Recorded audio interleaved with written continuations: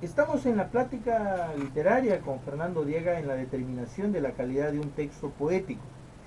Y hablamos de que valorar un texto poético es mucho más complicado porque estamos hablando de subjetividad, estamos hablando de un lenguaje simbólico.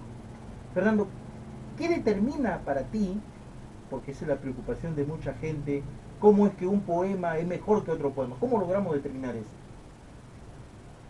Bien, es preciso señalar que siempre para hablar de la poesía moderna, vanguardista, eh, se ha destacado el aspecto de la intensificación del lenguaje, ¿no?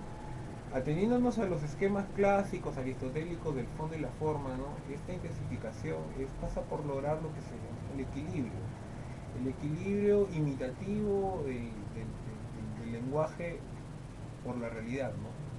Cuando uno refleja una realidad emotiva, subjetiva, intimista o una realidad exterior, ¿no?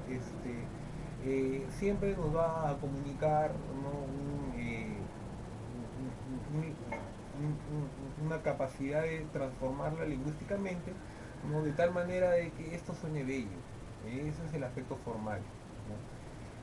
Aparece que el fondo no importa mucho, el fondo puede ser la cosa más sencilla, solo el sentimiento del amor, o tal vez la esperanza, pero o la muerte, ¿no?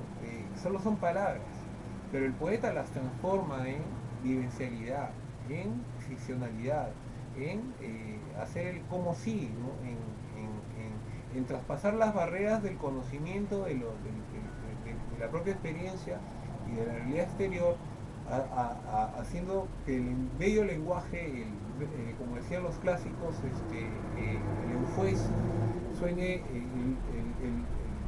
la belleza de la sonoridad del poema, ¿no? Sea realmente significativa, porque nos habla de símbolos que de alguna manera son tomados pues tropológicamente con respecto al manejo de las figuras, de las imágenes, metáforas, ¿no? Son tomados de una realidad que nos concierne a todos. Entonces, cuando un poeta está fuera de lugar, ¿no? Es muy inexperto, su visión del mundo es muy reducida, ¿no? Sus referentes, por lo tanto, y sus experiencias también son reducidas, y su lenguaje va a ser muy pobre, ¿no? Muy pobre. Pero cuando un poeta tiene una calidad, un trabajo, una sabiduría, ¿no? Un trabajo de artesano prácticamente en esto, acude a las fuentes poéticas, que son los autores universales, ¿no? Realmente puede decantar y lograr una voz propia, ¿no? Que sea importante, ¿no? Que amerite pues, ser seleccionado como mejor entre otros poetas, ¿no? Sí, yo creo que uno de los aspectos básicos que nos lleva a la valoración de un poema es mucho ver con qué argumento o con qué fundamento valoramos un texto. Si lo valoramos con el fundamento tradicional, que es el fundamento aristotélico, el fundamento que implicaba la construcción de una poiesis, de un lenguaje eminentemente tropológico, figurativo, un lenguaje que tenía una connotatividad, vamos a entender de que en estos tres elementos básicos en los que se valora un texto tradicional, en lo que es la parte de la métrica, la parte del ritmo, la parte de la rima, pues se libera esto a partir de finales del siglo XIX, cuando entra la década del siglo XX con esta de la vanguardia versolibrista, que pretendiendo liberarse un poco de este canon tradicional, busca solamente darle al poema una intensidad emocional estética. Busca mantener la parte, digamos, de la sonoridad, de la musicalidad. Y aunque no necesariamente los versos rimaran entre sí o midieran de la misma forma dentro de toda una estructura, llámese un soneto, una elegía, una endecha, un epigrama. A partir de esto, un poco el panorama se vuelve incierto, porque indudablemente la valoración de un poema ya va a ser eminentemente basado en el lenguaje exclusivamente. Pero ese lenguaje, para diferenciarlo del lenguaje común y corriente, para diferenciarlo de la coloquialidad comunicativa familiar, en el caso del poema, la exigencia no solamente basta de la emoción que el poeta pueda imprimirle al tema, al argumento, que en este caso en un poema pues no tiene una rigurosidad como lo tiene la narrativa. Entonces es la estructura, es el lenguaje mismo, la construcción endocéntrica de la parte sintagmática, la elaboración simbólica, el uso tropológico de las figuras literarias de manera consciente, como se podía por lo menos prever, ¿no? Es la manera consciente como se elabora, es lo que hace justamente la diferencia entre un poema y otro, ¿no? Todos obviamente nos emocionamos y nos hemos decepcionado en algún momento de la vida, y todos se nos ha ocurrido ir a escribir un poco para hacer catarsis y para plasmar de repente en el papel esa frustración, pero no a todo lo que esté escrito en un momento emotivo, de repente de frustración o de decepción, necesariamente va a ser eso un poema.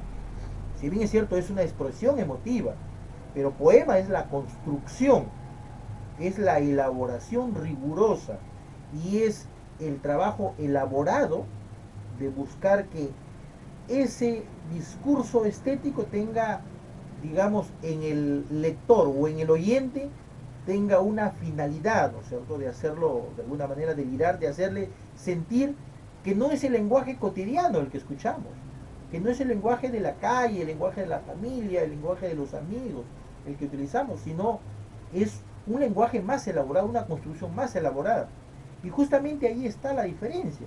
Ahora, depende de los ojos que se posen sobre el poema. Ese es un elemento fundamental en la evaluación de un texto. Depende mucho la emotividad y, digamos, lo que le pueda chocar en este caso al lector, ¿no?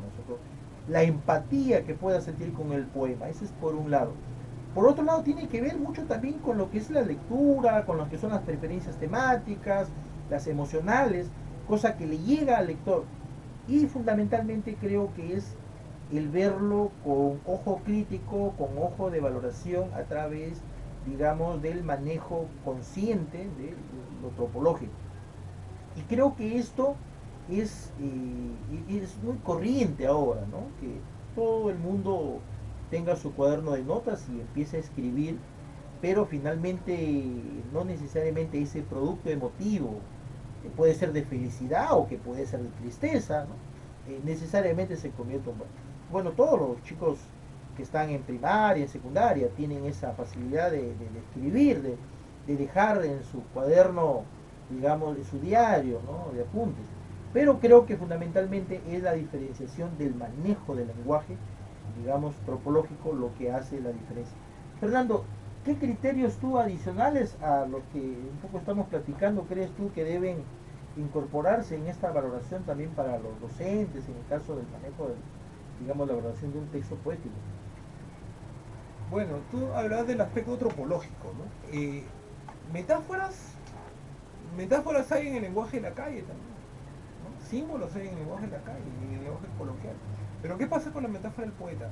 El trabajo de la fantasía, de la imaginación. Cuando hay eso, realmente hay lo que se llama este factor de la polisemia, ¿no? Cuando una palabra adquiere diversos significados, matices y puede ser interpretada de diversas maneras. Eso es por este trabajo que viene de la imaginería, el imaginario simbólico, del poder fantasear. Y una metáfora es cada vez más lograda cuando ¿no? más imaginación tiene, ¿no? Y a veces lo simple, lo llano, también vale, ¿no? Porque hace una referencia más fenomenológica, digamos, más externa. Bueno, por ejemplo, podríamos hacer el contraste, el poema El Olmo de José María Eguren y el poema El Olmo, Al Olmo Viejo de Antonio Machado, ¿no? Uno es más largo que el otro, pero el otro habla de simplemente un olmo partido que reverdece en la primavera, ¿no? El otro habla de un olmo que muere, ¿no? Y qué poema puede ser más bonito. Ambos son de unos grandes maestros, uno español y uno peruano.